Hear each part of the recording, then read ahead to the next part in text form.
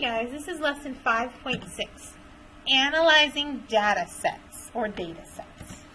So we're going to take all that we've learned so far and use it to analyze things. The first example here says find the mean, median, and mode of the sneaker prices.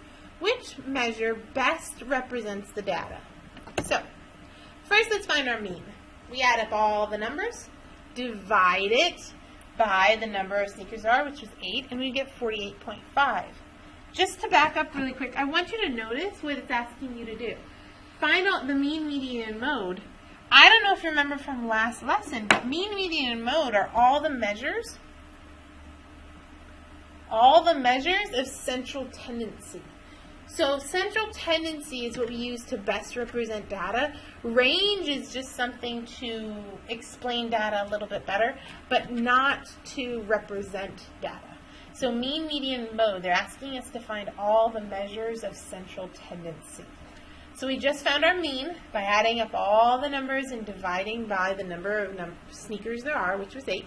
We have 48.5. The next one, since we have an even number of sneakers, we'd put them in order, and we'd have to add the two middle numbers and divide by 2 to get our median to be 41. Next, we would look at our data and say, hey, mode is 20 because it occurs the most. Now, to tell what better represents the data, we would make a graph. We'd plot all our different sneaker prices. So 20, then we'd plot 31, which is really close to 30 right here. And then we would plot 37, which is the next dot. And then we would plot 45, which is between 40 and 50. And then 48, 65. And then if you notice, we have an outlier way out here on 120. Okay. So we have to say which one is a better representation of the data, which means which one lies in the middle of our data. So we can automatically say mode is not it. Because $20 is not a good representation of how much a sneaker costs. Because 20 is only 2 of them, and all the rest of them are going to be higher. So then if we look at it, let me just go back really quick. If we look at where the mean is, right here, there's 2 circles here and 5 circles there. That's really not super close to the middle. So it's not the mean. And then we have to look at the median and say, hey, there's 3 circles here, 3 here, and then the 4th one is our outlier. So the median is really closer to the middle. So the median best represents our data because it shows us the measure of central tendency. It says here the mode is less than most of the data, and the mean is greater than most of the data, which is why the median best represents our data. It's right about in the middle. All right, next example. Identify the outlier in example 1. Oh, well, we already did that. If we go back, oops, let me get out of this. If we go back, we already talked about the fact that this is our outlier. So what does it want us to do? Find the mean, median, and mode without the outlier. Which measure does the outlier affect the most? So we have to do exactly what we did in example 1, but this time we have to leave 120 out. So, or 122, sorry. So the price of $122 is much greater than any other price. So it's the outlier. So with the outlier, I'm not going to go through how to find them all, but to find our mean, we have to add them all up except for 122. And then divide by 7 because we took out one of the sneakers. And that would give us 38. Next, we would line them all up and take out 122. Let me go ahead and show you. Because I honestly think that would be a little bit easier. Here we go. Let's consider all of these points without the outlier. So in the mean, we would add up all these but leave this out. We'd add them all up and divide by 7. So that's the difference on finding the mean. The median is we cross this off, which doesn't make it an even number anymore. It actually makes the median right here, 37.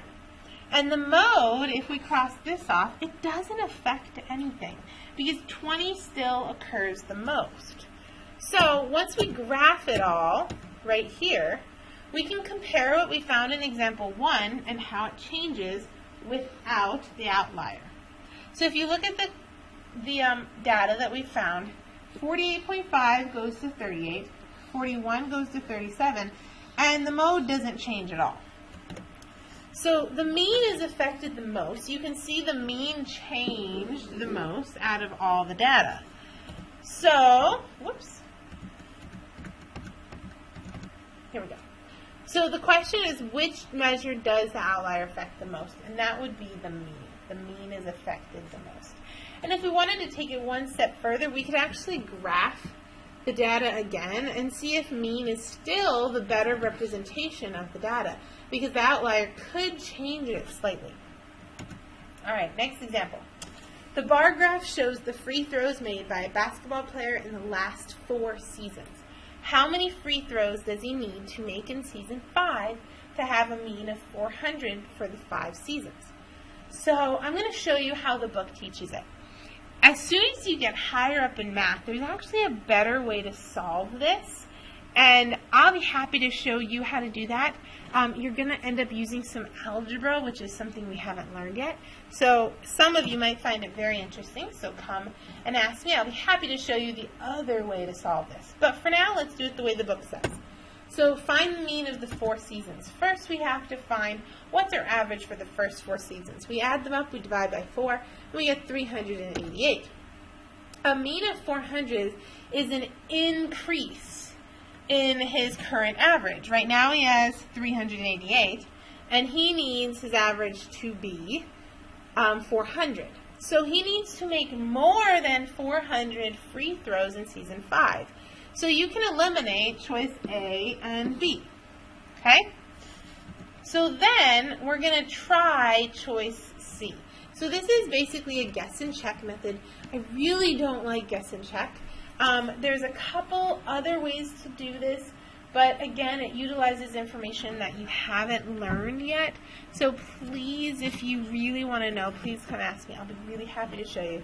But this is more of a guess and check. This works when you're doing national testing and you really don't know how to solve it. You can just plug it in and find out. So if we plugged in 428 and we divided by 5, we wouldn't quite be at 400 yet. So C will not work. So process of elimination, we have D. You can also plug in D and make sure, because sometimes Iowa tests say that there could be an option that says none of the above. So you might want to check that D works, and if so, then D is our answer. All right, that is the end of this lesson. Go ahead and start classwork. If there isn't enough time in class, please come see me after class if you want to know the simpler way of solving the last example. All right.